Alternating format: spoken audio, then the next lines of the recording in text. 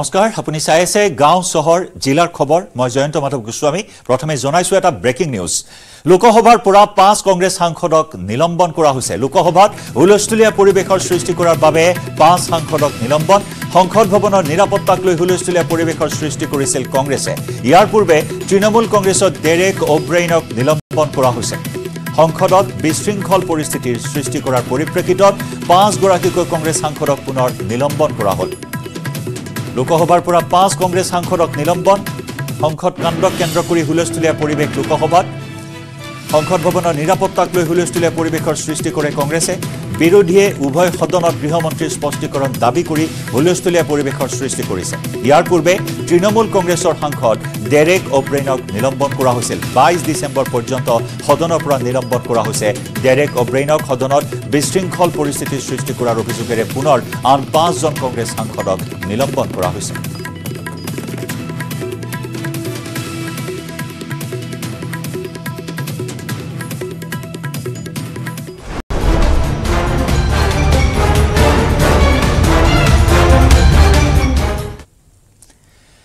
ADC Sukanya বৰাৰ ঘৰত পুনৰ অভিযান পুৱা সুকন্যাৰ গান্ধী বস্তি আৰু জয়নগৰৰ ঘৰত চলিল অভিযান গুৱাহাটীৰ হাতী গাঁৱতো আছে সুকন্যাৰ মাটি সম্পত্তি সুকন্যাৰ বেছিভাগ সম্পত্তি আছে পিতৃৰ নামত সুকন্যাই তদন্তকাৰী বিষয়ক জমা দিয়া নাই পাছপোৰ্ট সুকন্যাই বহুবাৰ বিদেশ ভ্ৰমণ কৰাৰ তথ্য লাভ কৰা হৈছে পাছপোৰ্টৰ ৰাজ্যিক কাৰ্যালয়ৰ পৰা তথ্য সংগ্ৰহ অভিযানকাৰী দলৰ সাগৰ সমান সম্পত্তি আছে সুকন্যাৰ 8 বছৰত 10 কোটি টকাৰ সম্পত্তিৰ গৰাকী হৈছিল সুকন্যা দাস যিগৰাকী সুকন্যা দাসে বহুবাৰ বিদেশ ভ্ৰমণ কৰাৰ তথ্য লাভ কৰা হৈছে কিন্তু এই ক্ষেত্ৰত এতিয়াও তদন্তকাৰী অভিযানকাৰী আৰক্ষীৰ হাতত পাছপোৰ্ট জমা দিয়া নাই সুকন্যা দাসে আৰু এই পাছপোৰ্টৰ সন্ধানত পুনৰ জয়নগৰৰ এপাৰ্টমেণ্টত হৰণিয়াৰ পিতৃগৃহৰ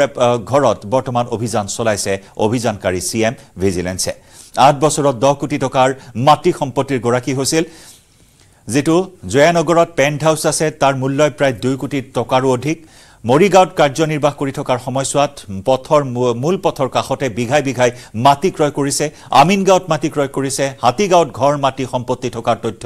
লাভ কৰা হৈছে যি সম্পত্তিৰ তালিকা দেখি হতভম্ব হৈ পৰিছে খোদ অভিযানকাৰী সিএম ভিজিলেন্স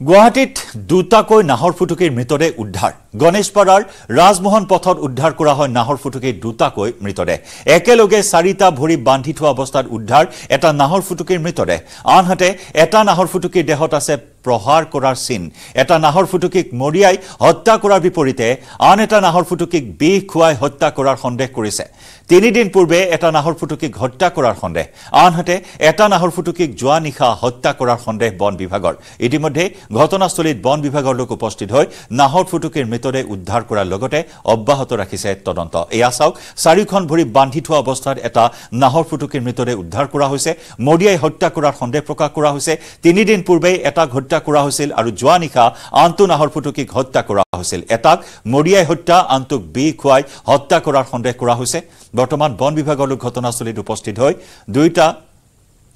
নাহৰ ফুটুকীৰ মৃতদেহ উদ্ধাৰ কৰিছে আৰু তদন্ত অব্যাহত ৰাখিছে এক দুৰ্ভাগ্যজনক ঘটনা জীৱশ্ৰেষ্ঠৰ বৰ্বৰতাৰ বলি হল দুটাকৈ নাহৰ ফুটুকী তদন্ত চলি আছে আমাৰ এনডিসিৰ ৰিপ্ৰেজেন্টেটিভ আহিছে আমাৰ ৰিসেপচনৰ আহিছে তাৰ মানে এতিয়া বাঘৰ যোনটো প্ৰথমটো আমি পাইছো হেতু যোনটো কাৰ্কাছ পাইছো হেতু ইমান বেছি আঘাতৰ চিন নাই আৰু কিন্তু যোনটো দ্বিতীয়টো পাইছো তো যথেষ্ট আঘাতৰ চিন আছে গতিকে আমি এতিয়া তাৰ যদি পোষ্টমৰ্টেম কৰো আৰু ডক্টৰৰ যোনটো ৰায় হেতু শুনি পেলাইহে আমি তাৰ পৰৱৰ্তী পৰ্যায়ত তদন্ত আৰম্ভ কৰিম এতিয়া যি দেখা গৈছে ইয়াত হয়তো মৃত্যুৰ পিছত বা মৃত্যুৰ সময়ত কোনো লোকে ইয়াক আঘাত কৰিছে যাৰ কাৰণে তাৰ এটা দাঁত দুটা দাঁত ভগা দেখিছো আমি তাৰ টুকুৰাৰ তলত পৰি আছে গতিকে এইটো কোনো জন্তুৰ কাম হ'ব নোৱাৰে এইটো কোনো মানুহৰ কাম হ'ব লাগে গতিকে হেতু হিচাপে আমি তদন্ত আগবাঢ়িছো কেতিয়া মানে এই মৃত্যু হয় বুলি আপোনাৰ মৃত্যু মই যি দেখিছো বেছি পুৰণাটো নহয় কাৰণ বেছি গোন্ধও ওলোৱা নাই তেনেকুৱাকে হয়তো কালি ৰাতি নহলে তাৰ আগৰ দিনা ৰাতি হ'ব পাৰে এদিনৰ আগৰ খুব বেছি মেক্সিমাম 2 দিন এটা বাঘৰ এৰিয়াই বাঘ থাকে ইয়াত বহুত আছে বহুত আমি পাব্লিক এৰিয়াত বাঘৰ পিঞ্জিৰা পাতিছো ক'ৰবাত কানি পৰে ক'ৰবাত কানি নপৰে বাঘ এনেকৈ পোৱা নাছিলোঁ এইটো কনফাৰ্ম হয় নে নহয় এইটো পৰীক্ষা কৰি চালেহে গম পোৱা যাব এনেকুৱা মৰা দুটা বাঘ এই প্ৰথম আৰু আমাৰ সতীৰ্থ সাংবাদিক উৎপল হালৈৰ এক বিশেষ ৰিপৰ্ট আগবঢ়াম মহানগৰীৰ গণেশপাৰাৰ মহেন্দ্ৰ বৰপথত দুটাকৈ নাহৰফুটুকী বাঘৰ মৃত্যুমুখত পৰিছে আৰু সেই খবৰ ৰাতিপুৱাৰ পৰা আমি দি আহিছিলোঁ আৰু ৰাতিপুৱাৰ ভাগতে উল্লেখ কৰা হৈছিলে যে বন বিভাগৰ ফালৰ পৰা উল্লেখ কৰিছিলে যে দুটাকৈ বাঘ একেলগে মৃত্যু হোৱাৰ ঘটনা এয়াই প্ৰথম আৰু প্ৰাথমিক পৰ্যায়ত যেতিয়া বন বিভাগৰ লোক উপস্থিত হৈছিলে ইয়াত উচ্চস্তৰীয় বিষয়াসকল উপস্থিত হৈছিলে তেখেতসকলে তদন্ত আৰম্ভ কৰিছিলে আৰু তদন্ত আৰম্ভ কৰি তেখেতসকলে প্ৰাথমিক পৰ্যায়তে লাভ কৰিছে যে এই যি দুটা বাঘ আছে এই বাঘ দুটা হত্যা কৰা হৈছে আৰু প্ৰথমটো বাঘক বিষ খুৱাই মৃত্যুমুখত পেলাইছে আৰু দ্বিতীয়টো যি বাঘ পাইছে সেই বাঘটো কিন্তু কোবাই বা মৰিয়াই হত্যা কৰাৰ কথা পোহৰলৈকে আহিছে কাৰণ যিটো প্ৰথম বাঘ আছিলে তাৰ কোনো দেহত আঘাতৰ চিন নাছিলে আৰু প্ৰাথমিক পৰ্যায়ত ইয়াৰে যিসকল স্থানীয় ৰাইজ আছিলে বা লোকসকলে উল্লেখ কৰিছিলে যে বন বিভাগৰ আগত এয়া যি দুটা মেল বাঘে অৰ্থাৎ নাহৰফুটুকীৰ পুৰুষ বাঘে হয়তো কাজিয়া কৰিছিলে আৰু কাজিয়া কৰি মৃত্যুমুখত পৰিছিলে আৰু ইয়াতে এম্বুলেন্সখন অনা হৈছে ইয়াতে তেখেতসকলে মৃতদেহ লৈ যাব আৰু সমান্তৰালভাৱে বন বিভাগৰ লোকৰ সমান্তৰালভাৱে বহু লোক ইয়াতে উপস্থিত আছে বিশেষকৈ ফৰেঞ্চিকৰ দল জোৰ পৰা অহা দল আৰু ফৰেঞ্চিকৰ দল আহিছিলে আৰু এই সকলো আহিছিলে আৰু আহি ইয়াতে দেখুৱাইছোঁ এই বাহনখনত দুটাকৈ বাঘ এতিয়া উঠাই ৰখা হৈছে আৰু এই বাঘ দুটাক তেখেতসকলে লৈ যাব পৰিলক্ষিত হৈছে ইয়াতে দুটাকৈ বাঘ আছে আৰু দুয়োটা মতা বাঘ স্থানীয় লোকে কি মন্তব্য কৰে জীৱ জন্তুক ৰক্ষণাবেক্ষণ দিব লাগিব প্ৰথম কথা জীৱ জন্তু ৰক্ষণাবেক্ষণ দিব লাগিব তাৰপিছত মানুহ আছে ক'ব লগা নাই কিন্তু যদি এনেকুৱা জীৱক হত্যা কৰে জন্তুক হত্যা কৰে মানে বিভিন্ন প্ৰকাৰে তেতিয়াহ'লে পাহাৰ এভেকশ্যন কৰিব লাগে সন্দেহ কৰিছে আপোনাৰ সন্দেহ মানে কি চাওক এতিয়া আপোনালোকৰ ডিপাৰ্টমেণ্টৰ মানুহে কৈছে ইয়াত আঘাতৰ চিন স্পষ্ট আছে দাঁত উলিয়াই লৈ গৈছে দাঁত কোনে উলিয়াই নিব মানে নেউলেতো মানে দাঁতটো উলিয়াই লৈ যাব নোৱাৰে বা মেকুৰীও দাঁত উলিয়াই লৈ যাব নোৱাৰে নিশ্চয় মানুহে উলিয়াই নিব লাগিব যদি মানুহে যদি উলিয়াই নিছে তেনে ইয়াক হত্যা হয়তো খাদ্যত কিবা মানে বিষক্ৰিয়া হৈও হত্যা হ'ব পাৰে বা বিভিন্ন কাৰণত আঘাতপ্ৰাপ্ত হত্যা হ'ব পাৰে কিন্তু যেতিয়া জংঘলত জীৱ জন্তুৰ হত্যা হয় বা মৃত্যু হয় আমি দুখ পাওঁ কাৰণ জংঘলখন হৈছে জীৱ জন্তুৰ বিচৰণভূমি আমাৰ মানুহৰ কাৰণে পথাৰ ছাইডটো আছে নহয় মাছ কাছৰ বাবে যদি জলাশয় হয় চাৰিঠেঙীয়া জন্তুৰ কাৰণে আমাৰ পাহাৰ পৰ্বত হয় আৰু পাহাৰ পৰ্বত যদি অবৈধ মানে বেদখল হয় অবৈধভাৱে যদি এনেকুৱা মানে হত্যা হৈ থাকে তেতিয়াহ'লে এইবিলাকক মানে ধ্বংস কৰিব লাগে আৰু মুখীমূৰ কৰিব লাগে এয়াই আমি মানে আহ্বান জনাম এই মুহূৰ্তত অতীতৰ দৃশ্য দেখুৱাব এই বাহনখনৰ জৰিয়তে বাঘ দুটা লৈ যোৱা হৈছে আৰু এটা স্থানত বিশেষকৈ জু যি আছে তাত হয়তো তেখেতসকলে মৰণোত্তৰ পৰীক্ষা কৰিব আৰু এয়া মহেন্দ্ৰ বৰপথৰ দৃশ্য দেখুৱাইছোঁ ইয়াতে দুটাকৈ বাঘ হত্যাকাণ্ডৰ বলি হৈছিলে আৰু এটা বাঘ 3 দিন পূৰ্বে বলি হোৱাৰ কথা উল্লেখ কৰা হৈছে আৰু আন এটা বাঘ বিষক্ৰিয়া দি পিনে বা পয়জন খুৱাই তেখেতক হত্যা কৰাৰ সন্দেহ কৰিছে আৰু ৰেঞ্জাৰগৰাকী আছে ছাৰ ৰাতিপুৱাৰে পৰা আপুনি যথেষ্ট কষ্ট কৰিছে কি দেখিছে ঘটনাটো অলৰেডি আপোনাক মই কৈছোঁৱে যে ইনভলভমেণ্ট থাকিব পাৰে পাব্লিকৰ আৰু সেইটো আমি ভেটেৰিনেৰী ডক্টৰ অহাৰ পিছত আমি বেছিকৈ আমি নিশ্চিত হৈছোঁ গতিকে এনেকুৱা ধৰণৰ ঘটনা ঘটিব পাৰে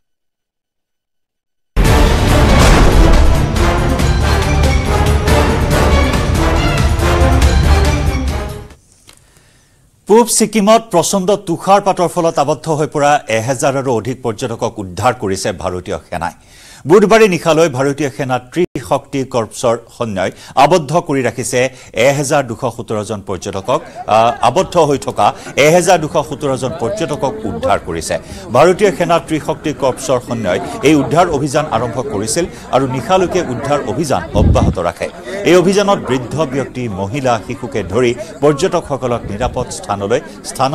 স্থানান্তৰিত কৰি আশ্ৰয় গৰম কাপোৰ চিকিৎসা সাহায্য আৰু তপত খাদ্যৰ ব্যৱস্থা কৰা হৈছিল আনকি আবদ্ধ পৰ্যটকক ৰখাৰ বাবে জোৱানসকলে নিজৰ বেৰেকো খালী কৰি দিছিল সেনাই আগবঢ়োৱা তাৎক্ষণিক সাহায্যৰ বাবে পৰ্যটকসকলে কৃতজ্ঞতা জ্ঞাপন কৰে বুধবাৰে বিয়লি পূব ছিকিমৰ পাহাৰত তুষাৰপাতৰ ফলত আবদ্ধ হৈ পৰিছিল পৰ্যটকসকল তুষাৰপাতৰ ফলত যান বাহনৰ চলাচল ব্যাহত হৈ পৰাৰ ফলত আবদ্ধ হৈ পৰে পৰ্যটকসকল আবদ্ধসকলৰ ভিতৰত শিশু মহিলা আৰু কেইবাজনো বয়সীয়াল ব্যক্তি আছিল কিন্তু তুষাৰপাতৰ প্ৰবল হোৱাৰ ফলত আবদ্ধ হৈ পৰে পৰ্যটকসকল তাৰ পিছতে ভাৰতীয় সেনাই যুদ্ধকালীন অভিযানেৰে উদ্ধাৰ অভিযান চলায় ইয়াৰ মাজতে অসুস্থ হোৱা একাংশ লোকৰ চিকিৎসাৰ ব্যৱস্থা কৰে জোৱানসকলে ইয়াৰ পূৰ্বে দাৰ্জিলিঙৰ চন্দুকফুত 7 ডিচেম্বৰত বছৰৰ প্ৰথমটো তুষাৰপাত হৈছে পাৰ্বত্য ৰাজ্যখনত প্ৰবল তুষাৰপাত হ'ব বুলি বতৰ বিজ্ঞান কেন্দ্ৰই আগজাননী জাৰি কৰিছে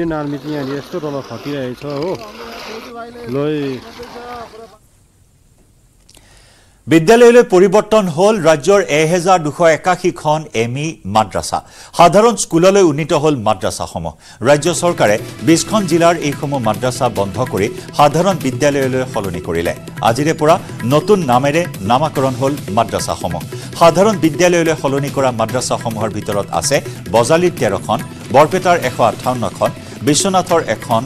বঙাইগাঁৱৰ 63খন কাছাৰৰ 44খন মাদ্ৰাছা আনহাতে দৰঙৰ 41খন ধুবুৰীৰ 268খন গোৱালপাৰাৰ 98খন গোলাঘাটৰ 2খন হাইলাকান্দিৰ 86খন হোজাই 35খন যোৰহাটৰ 1খন মাদ্ৰাছা বন্ধ কৰি সাধাৰণ বিদ্যালয়লৈ পৰিৱৰ্তন কৰিলে ৰাজ্য চৰকাৰে ইয়াৰ উপৰিও কামৰূপ মেট্ৰৰ 1খন কামৰূপ জিলাৰ 57খন কৰিমগঞ্জৰ 44খন নলবাৰীৰ 128 শিৱসাগৰৰ 2 শোণিতপুৰৰ 5 দক্ষিণ শালমাৰাৰ 73 আৰু লখিমপুৰ জিলাৰ 47খন মাদ্ৰাছাৰ নাম সলনি কৰিলে ৰাজ্য চৰকাৰে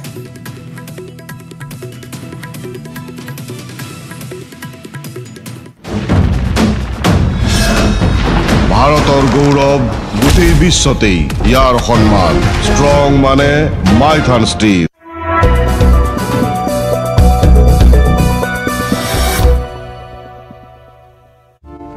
ইজৰাইল আগবাঢ়ি গৈছে গতিকে তেনেকুৱা ক্ষেত্ৰত হামাস কৰবাত নহয় কৰবাত যেন এক প্ৰকাৰ পৰাজয়ৰ দিশে গৈ আছে যেন বুট হৈছে আৰু সেইবাবে হামাসে যেহেতু পৰাজয় বৰণ কৰিব নিবিচাৰে গতিকে সেই 137 গৰাকীক লৈ এক প্ৰকাৰ যেন ইজৰাইলক ভয় ভাবুকি দিয়াৰ চেষ্টা কৰিছে যে আমি হত্যা কৰি দিম কিন্তু এই গোটেই বিষয়টোৰ ক্ষেত্ৰত বেঞ্জামিন নেতানয়াহু সম্পূৰ্ণৰূপে নীৰৱ ভূমিকা গ্ৰহণ কৰিছে কাৰণ বেঞ্জামিন নেতানয়াহু এটা কৰিব কি কথা হৈছে যদিহে এই 137 গৰাকীক মুকলি কৰি আনিবলৈ হয় তেতিয়াহ'লে পুনৰ যুদ্ধবিৰতি হ'ব লাগিব যিটো ইজৰাইলে নিবিচাৰে ইজৰাইলে সম্পূৰ্ণৰূপে হামাসক নিষেধ কৰাটো বিচাৰি আছে আৰু সেইবাবে এনে ধৰণৰ যুদ্ধ চলাই আছে গতিকে এই 137 গৰাকীক মুকলি কৰি আনিবলৈ হামাসৰ যি চৰ্ত থাকিব সেই চৰ্ত ইজৰাইলে মানিব লাগিব য'ত নেকি ইজৰাইলে সেই চৰ্ত নামানে গতিকে যদিহে চৰ্ত নামানে ইজৰাইলে তেতিয়াহ'লে সেই 137 গৰাকীৰ জীৱন যাব নেকি সেই 137 গৰাকী হামাসে হত্যা কৰিবই নেকি যি ধৰণে হামাসে ইতিমধ্যে হুংকাৰ দিছে গতিকে এতিয়া বেঞ্জামিন নেতানয়াহুৰ অৱস্থা এনেকুৱা হৈছে যে যদিহে সেই যুদ্ধবিৰতিৰ কথা বা হামাসৰ যি হেঁচা সেই হেঁচাৰ আগত যদি ইজৰাইলে বা বেঞ্জামিন নেতানয়াহুৱে হৈমান হৈ যায় তেতিয়াহ'লে তেওঁ এক প্ৰকাৰ পৰাজয় হ'ব আৰু যদিহে সেই 137 গৰাকী পণবন্দীক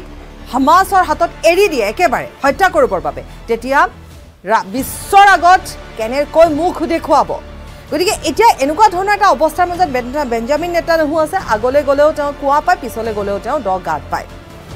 কিন্তু বেঞ্জামিন নেতানয়াহুৰ এই যিটো স্থিতি এই স্থিতিক লৈ কিন্তু হামাস কৰবাত নহয় কৰবাত যেন হামাসে ভয় খাইছে এতিয়া হামাসৰ চৰ্তসমূহ কি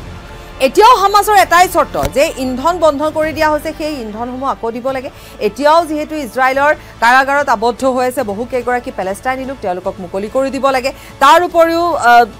এতিয়ালৈকে যেহেতু যি ধৰণে যুদ্ধ চলি আছে সেই যুদ্ধ হাম কটাব লাগে যুদ্ধবিৰতিলৈ আহিব লাগে গতিকে এনেকুৱা ধৰণৰ যিকেইটা চৰ্ত পূৰ্বৰ পৰা আছিল সেই চৰ্ততে এতিয়াও আছে হামাস কিন্তু ইজৰাইল অৰ্থাৎ বেঞ্জামিন নেতানয়াহুৱে কোনো ধৰণৰ চৰ্তলৈ আৰু নাযায় সম্পূৰ্ণৰূপে শেষ পৰ্যায়লৈকে এটাকৈ হামাস সন্ত্ৰাসবাদীক নিষেধ নকৰালৈকে ইজৰাইল বহি নাথাকে সেই কথা ইতিমধ্যে ইজৰাইলৰ তৰফৰ পৰা স্পষ্ট ৰূপত কৈ দিয়া হৈছে তেতিয়াহ'লে সেই 137 গৰাকী পণবন্দীৰ কি হ'ব যি এতিয়াও হামাসৰ ওচৰত আছে যাৰ যিসকল পৰিয়ালৰ লোক তেওঁলোকে এতিয়াও তেওঁলোকে উচুপি আছে এতিয়াও তেওঁলোকে বিচাৰিছে তেওঁলোকে কেতিয়াবা এক সুযোগে জনাইছে যে মোৰ ছোৱালী আছিলে সেইগৰাকী মোৰ ল'ৰা আছিল মোৰ সন্তান আছিল যাক হামাসে লৈ গ'ল কিন্তু আজিলৈকে মুকলি কৰি নিদিলে গতিকে তেওঁলোকে এতিয়াও অপেক্ষা কৰি আছে চকুলো টুকি অপেক্ষা কৰিছে কি হ'ব সেই 137 গৰাকী বন্দীৰ কিন্তু এইফালে ইজৰাইলে হৈমানো নহয় বা ইজৰাইলে এই গোটেই বিষয়টোৰ ওপৰত সম্পূৰ্ণৰূপে এক নীৰৱ ভূমিকা গ্ৰহণ কৰিছে ইজৰাইলৰ শত্ৰু এনেকুৱা ধৰণে এনেকুৱা নহয় যে এই যুদ্ধখন এবছৰ চলিব বা আৰু 4 মাহ 5 মাহ চলিব হয়তো আৰু এমাহৰ পিছতে এই যুদ্ধখন শেষ হোৱাৰো সম্ভাৱনা থাকিব কাৰণ ইজৰাইলৰ বাবে গাজা সম্পূৰ্ণৰূপে শেষ কৰি দিবলৈ বৰ বিশেষ এটা সময় নাথাকে কিন্তু বাধা আহিছে কাৰণ ইজৰাইলী সেনাসকল বেমাৰত পৰিছে এনেকুৱা ধৰণৰ এটা সংক্ৰমণ ৰোগত তেওঁলোক আক্ৰান্ত হৈ পৰিছে খাদ্যৰ বাবে কাৰণ তাত যেহেতু তেওঁলোকে যি খাদ্য সেৱন কৰিবলগীয়া হৈছে সেয়া বৰ এটা স্বাস্থ্যকৰ পৰিৱেশৰ মাজত তাত ৰন্ধা হোৱা নাই সেই খাদ্য তেওঁলোকে পৰিৱেশন কৰা হৈছে সেই খাদ্য তেওঁলোকে খাব লগা হৈছে য'ত বেক্টেৰিয়া আছে আৰু যাৰ ফলত তেওঁলোক সংক্ৰমিত হৈ পৰিছে আৰু এজনৰ পিছত সিজন সেনা এনেকুৱা ধৰণৰ এটা অস্বাস্থ্যকৰ পৰিৱেশৰ মাজত থাকি তেওঁলোক এক প্ৰকাৰ ৰোগাক্ৰান্ত হৈ পৰিছে সেয়া এটা শত্ৰু হৈ পৰিছে গতিকে বেঞ্জামিন নেতান্যাহুৱে बुलंद इरादों के सफर का सरताज हूँ मैं शहर से गांव तक सड़कों का मोहताज हूँ आ रहा हूँ मैं आसाम की सड़कों पर कुमार इंजीनियरिंग का नया ताज हूँ coming soon Kumar engineering we understand your need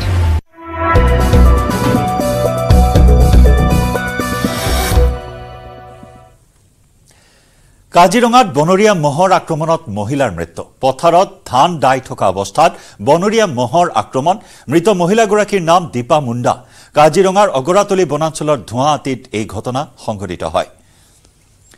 বনৰীয়া মহৰ আক্ৰমণত এগৰাকী মহিলাৰ কৰুণ মৃত্যু পথাৰত ধান দাই থকা অৱস্থাত বনৰীয়া মহৰ আক্ৰমণ মৃত মহিলাগৰাকীৰ নাম দীপা মুণ্ডা কাজিৰঙাৰ অগৰাতলি বনাঞ্চলৰ ধোঁৱাআতিত এই ঘটনা সংঘটিত হয়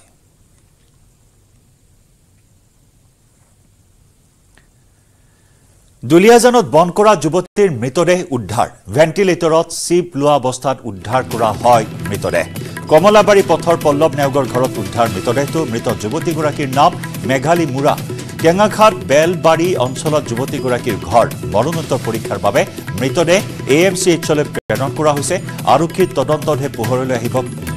মৃত্যুৰ প্ৰকৃত কাৰণ বন কৰা যুৱতীৰ মৃতদেহ উদ্ধাৰক লৈ চাঞ্চল্য সমগ্ৰ ঘটনা বৰ্তমান ৰহস্যৰ আৱৰ্তত ভেন্টিলেটৰত চিপ লোৱা অৱস্থাত উদ্ধাৰ কৰা হয় বন কৰা যুৱতীগৰাকীৰ মৃতদেহ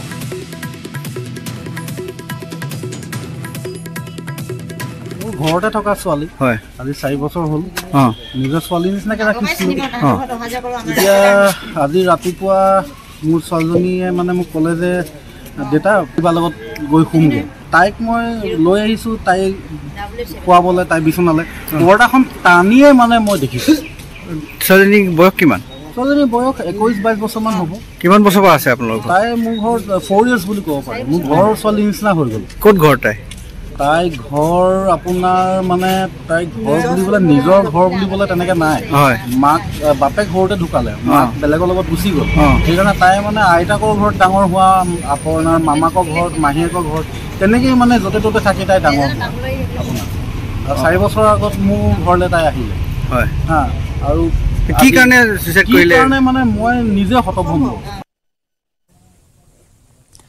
নাজিৰাৰ হাতীপতিত পথ অৱৰোধ শিলাবৃষ্টিত ক্ষতিগ্ৰস্ত লোকে নাজিৰাৰ গেলেকী পথ অৱৰোধ কৰি সাব্যস্ত কৰে প্ৰতিবাদ শিলাবৃষ্টিত ক্ষতিগ্ৰস্ত লোকক ক্ষতিপূৰণ দিয়াৰ ক্ষেত্ৰত প্ৰশাসনে কোনো ধৰণৰ ব্যৱস্থা গ্ৰহণ নকৰাত ক্ষুব্ধ হৈ পৰিছে সাধাৰণ জনতা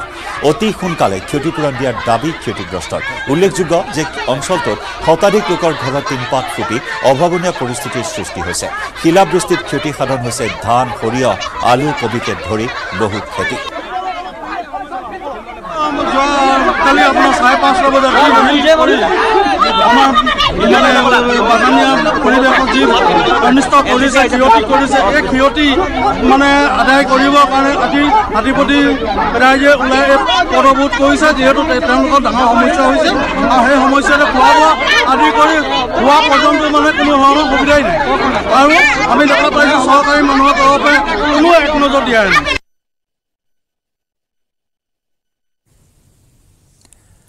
ইফালে ৰঙাপুৰত অব্যাহত আছে হাতী মানুহৰ সংঘাত নিশা খাদ্যৰ সন্ধানত ওলাই অহা বন্যহস্তীয়ে ভাঙিলে ঘৰ দুৱাৰ সন্ধিয়া হোৱাৰ লগে লগে জনবসতি অঞ্চলত বন্যহস্তি প্ৰৱেশ কৰাত চিন্তিত হৈ পৰিছে ৰাইজ মানুহে যিমান খেদিবলৈ চিঞৰ বাখৰ কৰে সিমানে মানুহলৈ চোঁচা লয় বন্যহস্তীয়ে ইয়াত জনাঞ্চলত বন্যহস্তীৰ মুক্ত পোহৰ দিন ৰাতি একাকাৰ কৰি হাতী খেদাত ব্যস্ত থাকিবলগীয়া হয় ভুক্তভোগী ৰাইজ জীৱন আৰু সম্পত্তিৰ নিৰাপত্তা কৰিছে ৰাইজে হাতী মানুহৰ সংঘাত ৰঙাপুৰত দৈনন্দিন বৃদ্ধি পাইছে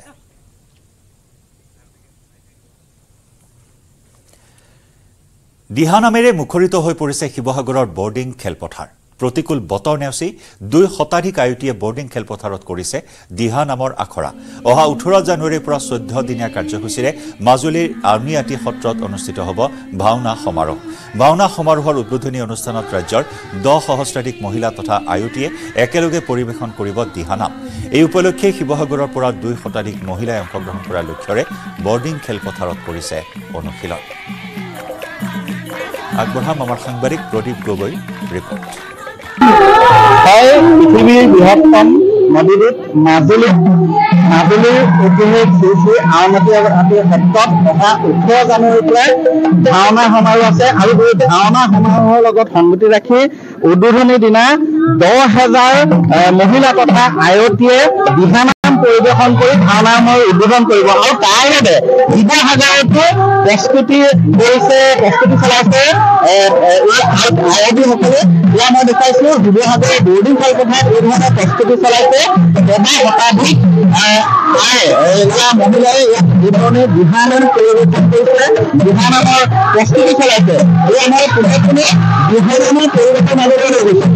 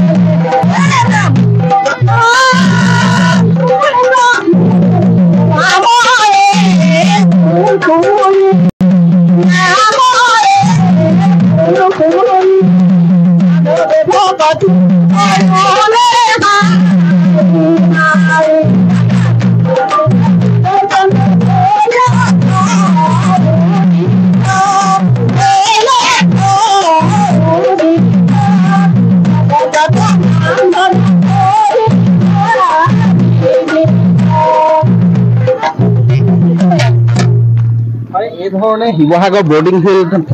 বৰ্ডিং খেলপথাৰত দিহানামৰ আখৰা তেওঁলোকে কৰি আছে মই উদ্যোক্তাসকল আছে আপোনাৰ মাজুলী শ্ৰী আউনীআটী সত্ৰত 2006 চনৰ পৰাই এখন ভাওনা প্ৰতিযোগিতা আৰম্ভ হয় এইবাৰ এটা ব্যক্তিক্ৰমী আমি কাৰ্যসূচী লৈছো অসমৰ 10,000 মহিলাক একত্ৰিত কৰি এটি দিহানামেৰে মূল অনুষ্ঠানটো শুভাৰম্ভ কৰিম য'ত অসমৰ মুখ্যমন্ত্ৰী থাকিব আৰু তাৰ বাবে আজি শিৱসাগৰ দেখিছে আপুনি যে বিভিন্ন প্ৰান্তৰ প্ৰায় 2,000ৰো অধিক আইসকল সমবেত হৈছে ইয়াত আৰু তেখেতসকলে আজিৰ পৰা প্ৰশিক্ষণ আৰম্ভ কৰিছে আপোনাৰ অসমৰ 34খন জিলাৰ প্ৰায় জিলাসমূহে আমালৈ নাম প্ৰেৰণ কৰিছে 10,000ৰো অধিকৰ সম্ভাৱনা আছে 10,000ৰো অধিক আয়তীসকলে দিহানাম পৰিৱেশন কৰিব মাজুলীত অহা 18 জানুৱাৰী তাৰ বাবে এই ধৰণে শিৱসাগৰতো প্ৰস্তুতি চলোৱা হৈছে শিৱসাগৰৰ পৰাও আচলতে কেইবা শতাধিক আয়তীত অংশগ্ৰহণ কৰিব তাৰ বাবে শিৱসাগৰ বৰ্ডিং খেলপথাৰত এই ধৰণে প্ৰস্তুতি অব্যাহত ৰাখিছে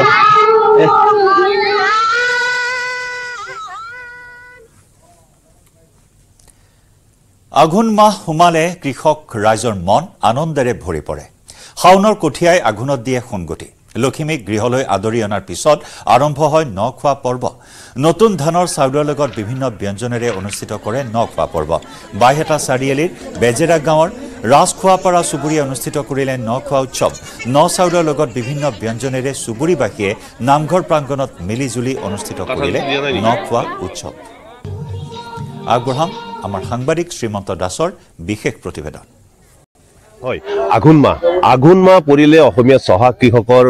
মনলৈ আহে অপুৰন্ত আনন্দ কিয়নো এই আঘোণ মাহতে শাওনৰ পথাৰত ৰুই অহা কঠিয়াই আঘোণত যিহেতুকে সোণগুটি দিয়ে আৰু সোণগুটি দি